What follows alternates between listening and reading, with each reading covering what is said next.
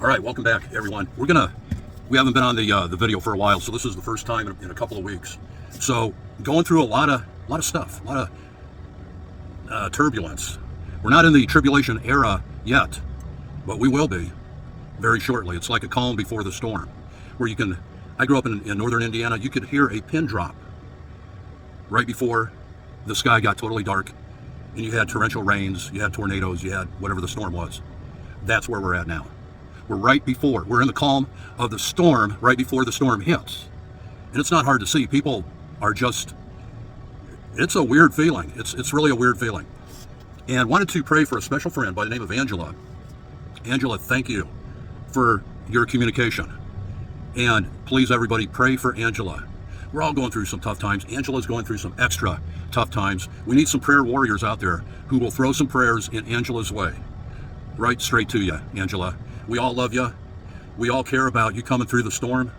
And that leads us in. We're going to read a chapter here real soon from the book. We're going to skip over chapter 2 to the 3rd chapter and start reading there.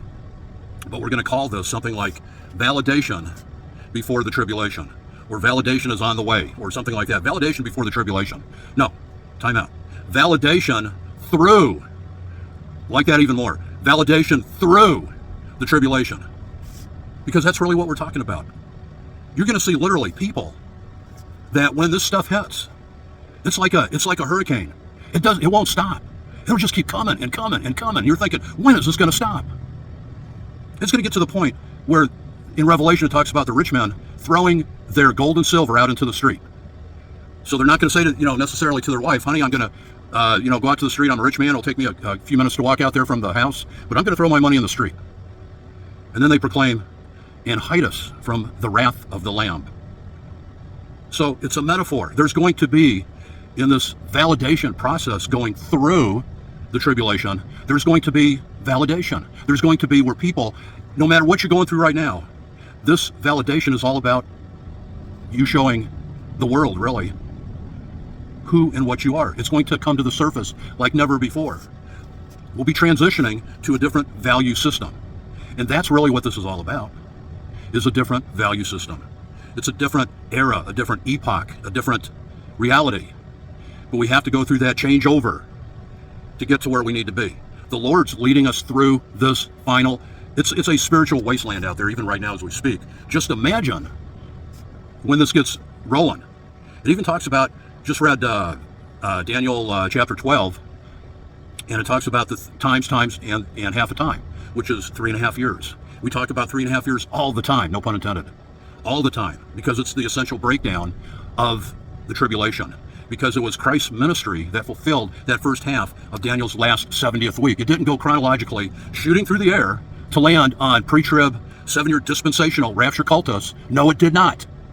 We said that ad nauseum, infinitum, all the time. For years now, we've been talking about that. That's where that validation is going to come from, because they'll be looking for people like you who know what the remnant message is. A remnant of who? A remnant of Israel, born again at the cross. And it says, in Daniel 11:32, it says that the people shall be strong and do exploits. The people shall be strong and do exploits. So there's a whole value system that's going to change hands.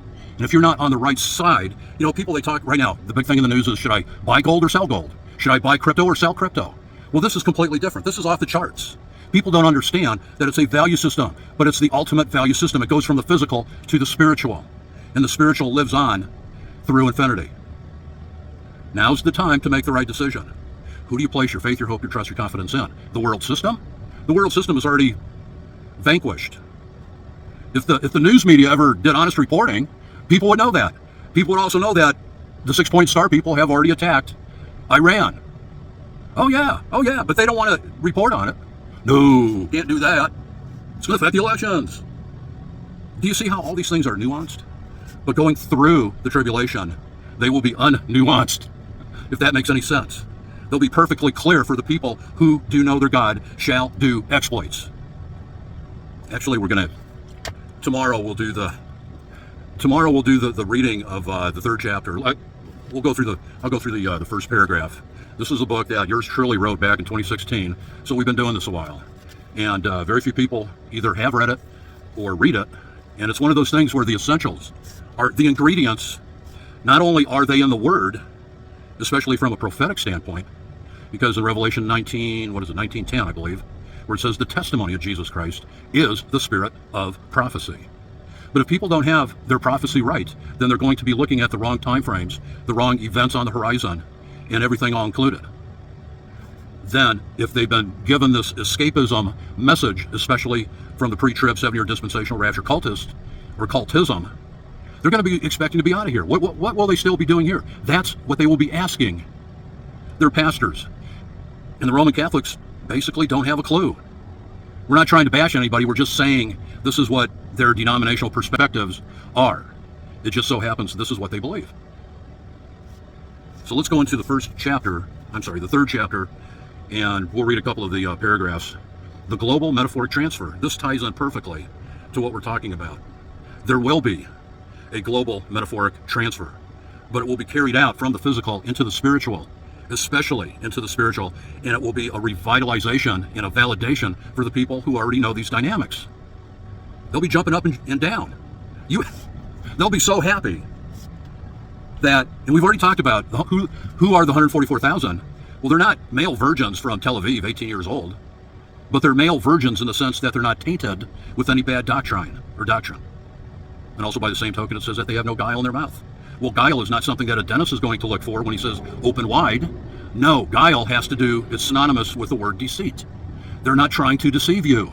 You may not like some of us, and there's a lot of people out there that don't like, for instance, the ugly jarhead. Except I'm letting my hair grow out and my beard's coming out too. What can I say?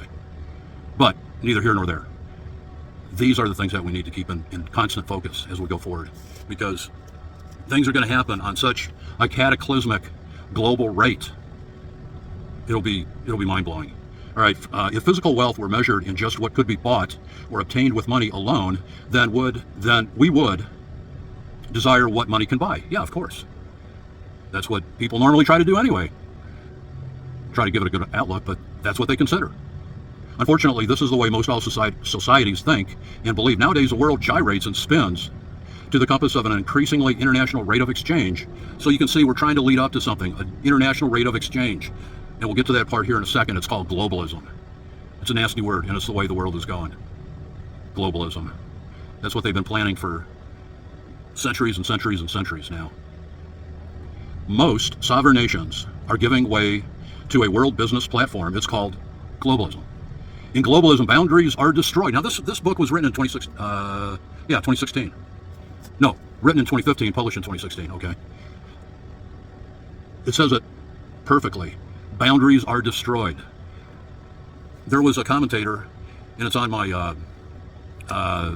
Facebook or someplace, and it was one of the politicians was talking about how the government has spent $66 billion